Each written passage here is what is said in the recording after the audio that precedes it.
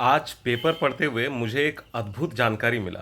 मुझे अब तक ये लगता था कि दुनिया के ज्यादातर देश, जब कोई सिटीजन एटलीस्ट 18 ईयर्स का होता है तो उसे ही वोट करने का अधिकार देता है।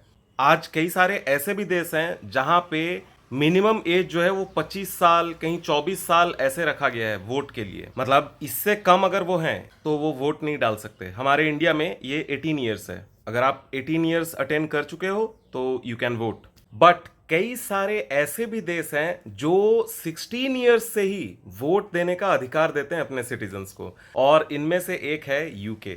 यूके सरकार का ये कहना है कि जब एक 16 साल का लड़का फौज में जाके देश की सेवा कर सकता है, जब वो अच्छी से अच्छी नौकरियां पा सकता है, तो वो वोट क्यों नहीं कर सकता। उसे वोट का अधिकार होना चाहिए। और ऐसा कह के उन्होंने पूरे देश भर में अब ये नया नियम लागू किया है, जिससे कि 16 ईयर्स अटेन करते ही वहां के सिटीजन वोट दे सकते हैं। कई सारे ऐसे भी देश हैं जहां पे 16 ईयर्स अटेन करने पे वोट तभी दिया जा सकता है जब वो 16 साल का लड़का कहीं ना कहीं एम्प्लॉयड हो, तभी। अगर अनएम्प्लॉयड है तो वो वोट नहीं दे सकता।